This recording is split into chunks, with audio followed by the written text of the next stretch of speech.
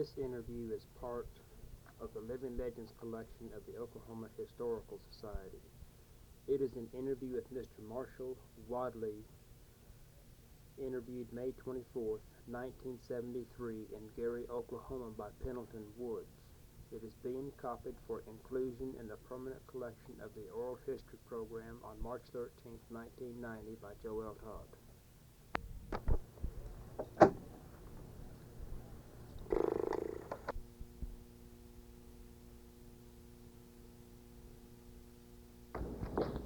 This is Penn Woods interviewing for the Oklahoma Living Legends. The date is May the 24th, 1973. We're in Gary, Oklahoma, and we're visiting with Mr. Marshall Wadley, W-A-D-L-E-Y.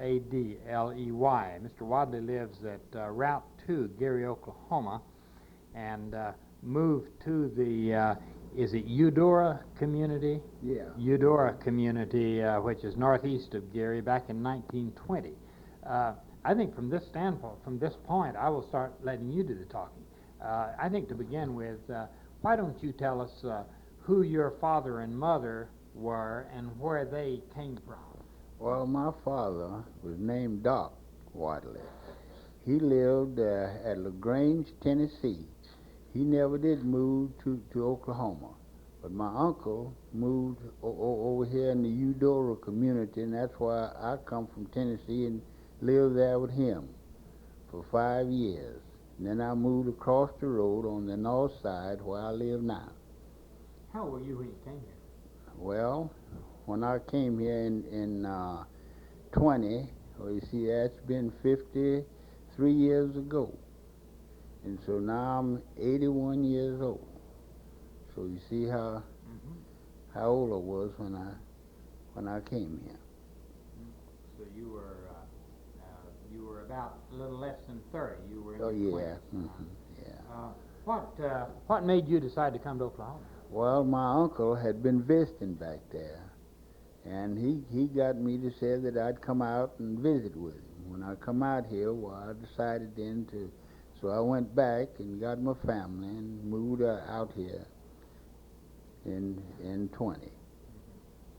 And I've been here ever since. Why don't you tell us a little about the Eudora community? What is that? Well, it was a community of colored people at that time, but they're all gone now. There's nobody there but 3 families now. They've all moved out and gone to other places. So his 3 families lives out there right around me. So that's the way where the Eudora settlement is now. But when I come here, it was all colored.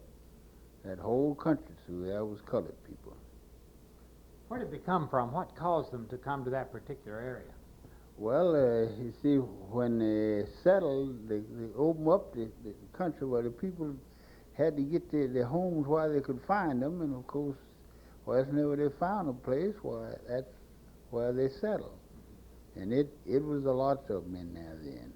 But during the years, I don't know, they moved away. At the time that I come there, there's only one white family in that community. All the rest of them was colored. Did they come generally from the same area where they?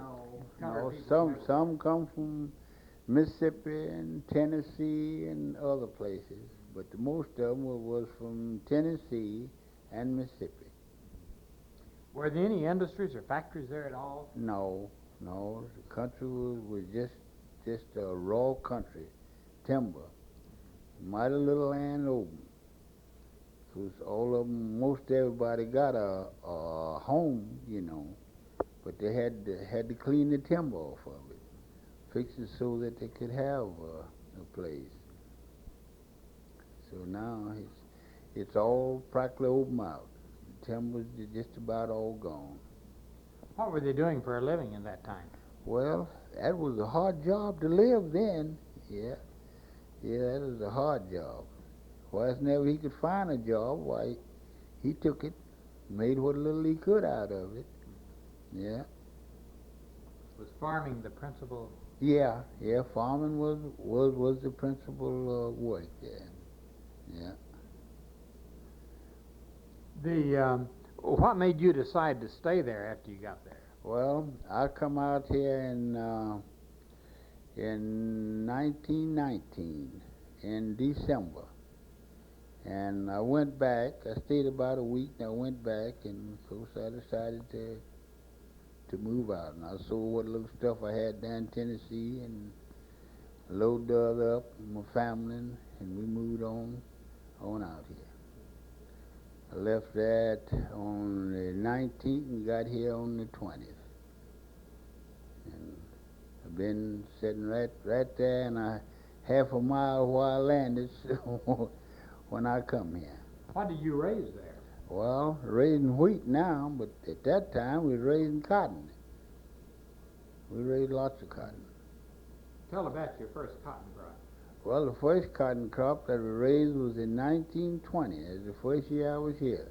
We raised a crop of cotton, and we brought 3 bales of cotton over here to this gin here in Gary that morning. After we got here, he said he wasn't going to buy no cotton. So they ginned it and laid it out there, and in June, then they had it over here in a house somewhere across the railroad track there, and they sold it. It didn't mean nothing because at the way they sold it, it didn't bring anything. Then the 1st of August, cotton went to $100 a bale, and ours was all gone then. What about your corn crop? Well, the next year then, I planted that whole half a section to corn. That boy, that Henry, that was old man Henry's son, him and I was farming together in 20. And then in 21, he picked up and left. Left it all there. We got through gathering cotton the last day of April. First day of May, we took it over old Couchy and sold it. And then the second day of May, he brought my wife to town. And then the third day of May, he left. And I had already started cutting stalks, getting ready to start planting corn. And I farmed the rest of it that year with the other boy, Cornelius. See, we was using horses and mules to do the farming with. What were the main problems of farming in those days? Well, you didn't have too much ground to farm. Of course, the team would really farm it for you, because it wasn't too much of that land open then. So you could keep it up if you kept going, Yeah. What about fertilizing? What did you use then? We didn't use no fertilizer then. No, wasn't no fertilizer used in them days at all. Yeah. Did you have any way of getting water to it if you had a drought? Well, no, we didn't use no water then either. There wasn't no water. If it rained, you got it. If it didn't, it just you was just there. Yeah. How large an area were you farming?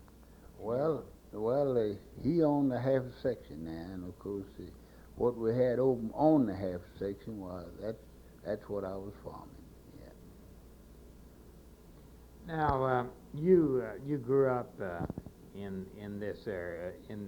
You didn't grow up, but you raised your family in that area. Is that right? That's right? Yeah, that's right.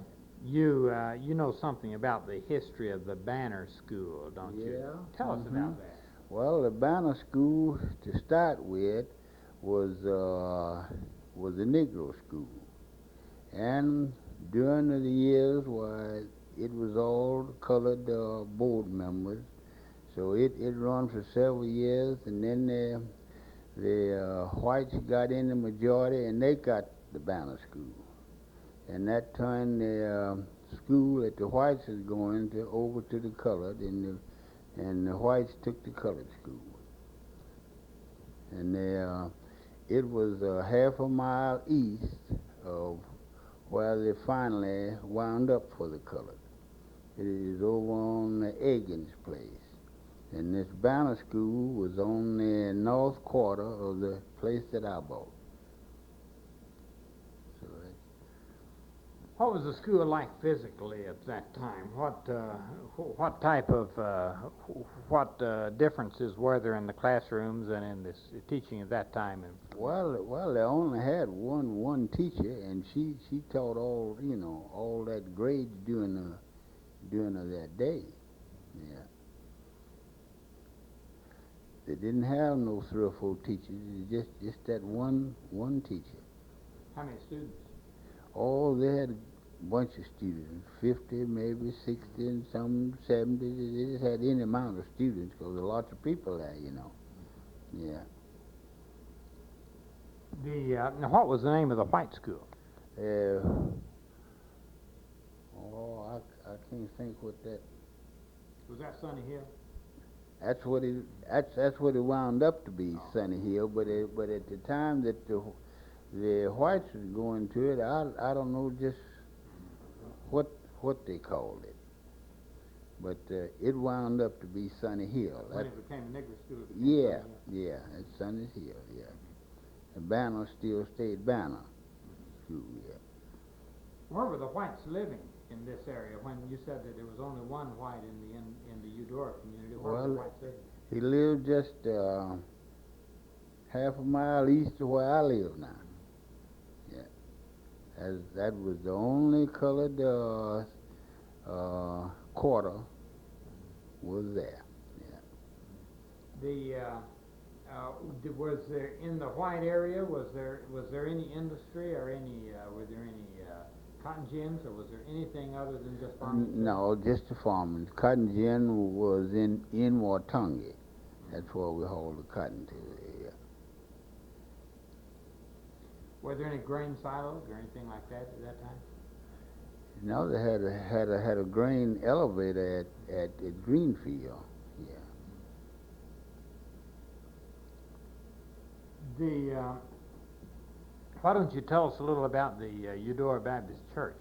Well, that was the only church in that community. Was the Eudora Baptist Church. The name of it was done forgot it now, but Ebenezer Baptist Church. Yeah, that's the name of the church. Yeah. Can you tell us anything about that church? Well, it run good there for a long time till the people all left, and then they finally let it just kind of die down, and then finally we got together and tore it down and rebuilt it again, and made a pretty nice small church out of it. So it's still sitting there now, but they don't use it no more. Yeah. Because the people are gone. Oh yeah, because the people are gone. Is it completely unused? Yeah, it's completely on the man that's renting the farm. He's putting hay in it. He used it for that. Yeah. When and why did the people begin to leave that community? Well, I don't know, but some of them sold out, some of them lost out. You know how they was foreclosed, and the half a section that I bought, why them 2 people they sold out, lost out, and a fellow by the name of A.B. Camel bought it, and then he lost it, and a fellow in El Reno, a real estate man, got it. So then I rented from him for 3 years, and then I bought it. So I finally still sitting there.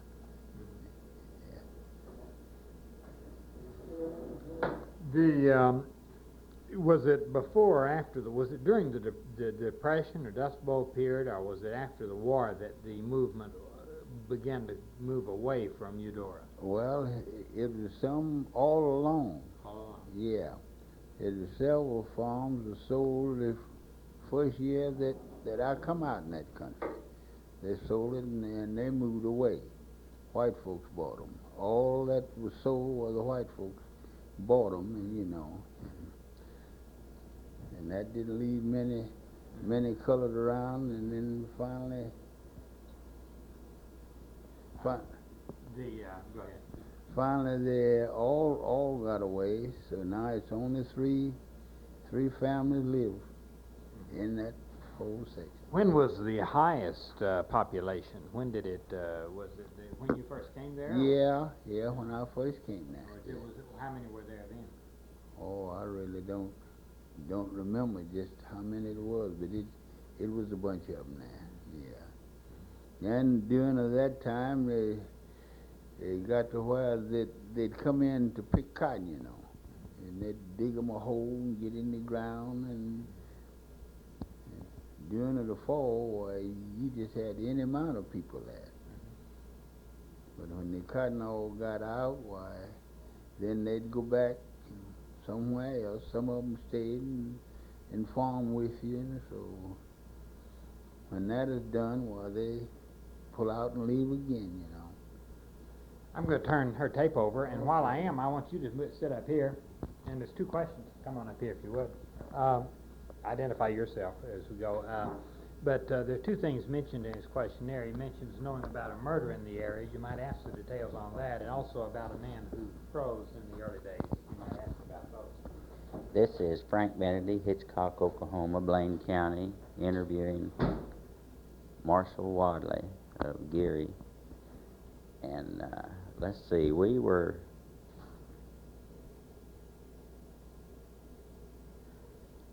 start with the murder in your area. Could you tell us a little something about that? Well, that was my uncle's wife got murdered. Her brother killed her. Do you know what it was about? No, that's something you hardly ever find out. This is what it was about. He, after he killed her, well, then he killed himself. So he fixed it so they couldn't find out about him. Yeah. Where did he originally come from? From Tennessee. And how long had he been in the area before this murder took place? He had been there quite a while. He come out there when he was just a young man, and during that year, his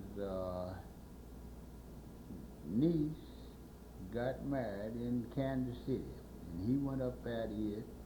Then he come back to Tennessee, and got his sister that was living in Tennessee and brought her out here. So they think that was the cause of that trouble to start. He brought her and let her live in the house where him and his mother lived. His mother had passed. And of course he brought her out here, and they think that was, could have been the cause of it. Where are they buried at here? In the cemetery out there. Do you have a colored cemetery out there? Mm-hmm. Is it a very large cemetery? Yeah, it's a large cemetery. It's 2 acres of it. Yeah. Whatever happened to your uncle then? Did He passed. he live there by himself? Yeah, well, his children, stayed there with him. Yeah. Now, this man that froze to death, could you give us some of the details on that? Well, And about what year? No, I can't just tell you what year it was, but he didn't have on clothes enough, and or his house wasn't fixed up just right or something. But anyway, he froze to death. Did they have to have an inquest or Yeah. coroner's jury? Yeah, they had that. Where did the law come from in those days? Out of the county? Out of Watonga. You see, we're in Blaine County, and you get your laws out of Watonga. Was he living there by himself? Yeah. He was a Oh bachelor? yeah, he was a bachelor. Yeah. And he'd lived in the community? Oh yeah. What about his family? What? Well, he didn't have no family. He was just an old man that was just living there, trying to make it. He had a little old mule, and of course he was farming a little patch of cotton, Who seen to the arrangements of? Well, he was living on my uncle's, on Henry Wadley's place. he let him have a little patch there, you know, the farm, and that's why he was living there. There was one other thing just come in my mind. Mm-hmm. Now, who were the preachers that come out to your church? You remember any of those? Well, the last one I remember coming there was from Enid, the name of Johnson, and then, well, he wasn't the last one, but he was the one that come in there after we built the church.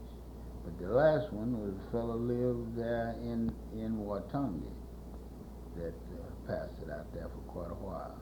Well, when you first came to the country and this church was there, who, the minister or preacher that come out, did he just make circuits, or did he? Yeah, he had several churches. Was he a good preacher? Yeah, he could do pretty good. He could make you squirm a little, huh? Oh, yeah, yeah. Oh, okay, thank you. I'll turn this back. You to might Mr. ask about his family. Did we ask about your family? My family? Yes. No, I don't think you have. Yes. Tell about your family. You were married. Is your wife living?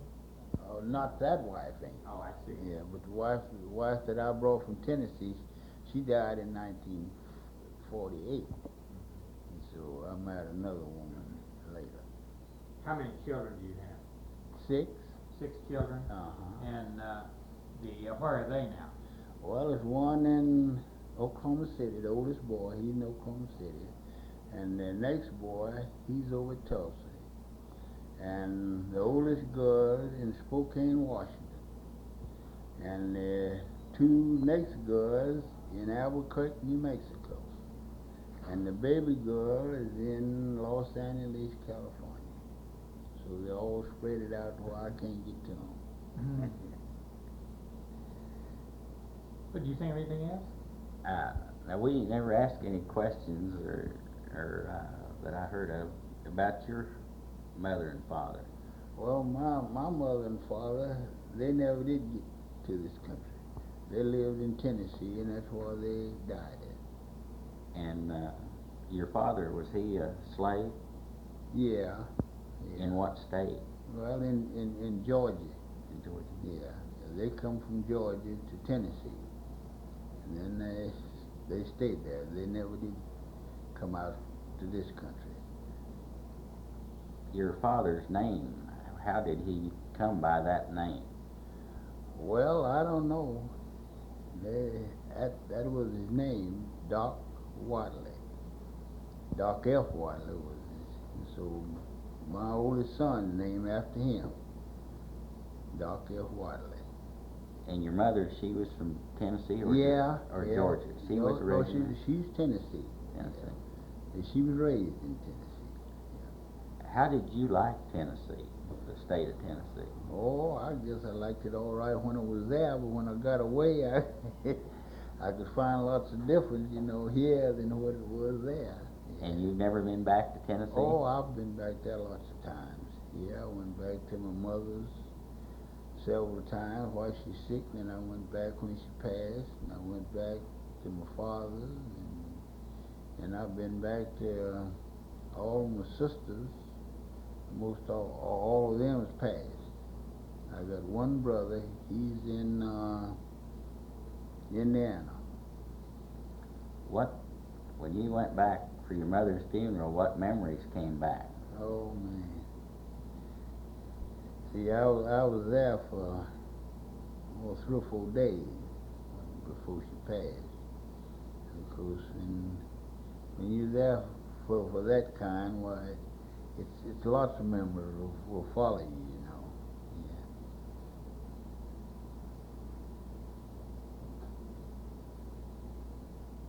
Yeah. And did you attend school there in Tennessee? Yeah. Yeah. I went to school in Tennessee.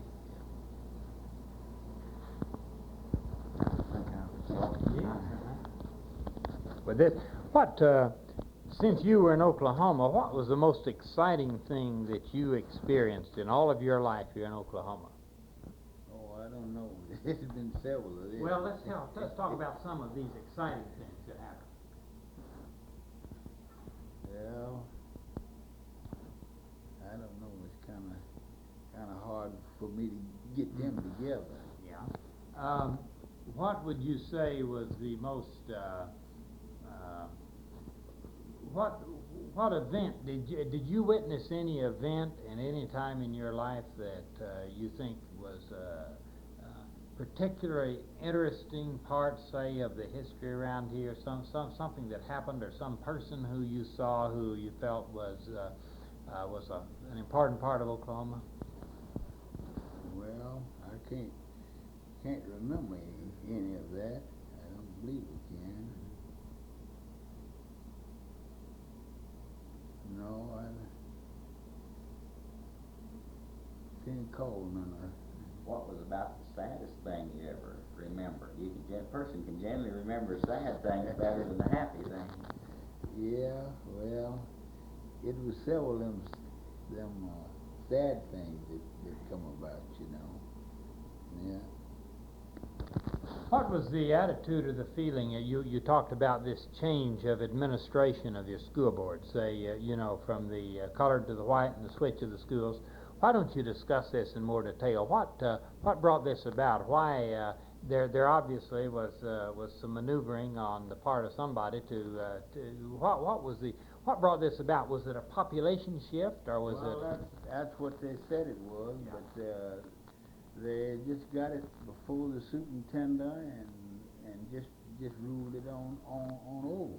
That's what happened, because it was still more colored in that community than it was white. But when they said that they wanted it, and they went in and got the superintendent to, you know, to turn it over that way, well, that's the way it went. Mm-hmm. Why did they want it? Well, that was a much better school. That was a good big school over there. And this and the other one was just a small house. Mm-hmm. And it was near to them. They didn't have to go as far. Mm-hmm. And so they wanted that building. Mm-hmm. So then they got it. Mm-hmm. Yeah. Then in 26, it burnt down. Banner burnt down in the summer. Then they used the colored church just a half a mile west of the schoolhouse, and they had a meeting wanting to build a new building. And then in this meeting, then they decided they wasn't going to help them unless they give them a school. So then they give them that Sunny Hill. And it had moved a half a mile west of where that old building was. Mm-hmm. Yeah. But Banner, they put it right back on the same ground. Mm-hmm. Yeah. Do those schools still exist? Well, no. Sunny Hill is nothing now but a foundation. And Banner, I bought that and built my house out of it. And so the foundation is over there, and that's all. That's it. Mm-hmm. Yeah. Yeah. Can you think of anything else? Can you think of anything we ought to ask Mr. Wadley? Nothing. I'd just like to ask him myself whether this woman you talked about getting murdered, was that Mandy? No, that was Hattie. Oh, yeah. I guess I didn't know her. Mandy was her mother. Oh. Yeah. That was one of her daughters then. Oh yeah. Mm-hmm. Yeah, that's right. This has been an interview on May the 24th, 1973, with Mr. Marshall Wadley of the Gary area. We are in the First Christian Church in Gary, Oklahoma.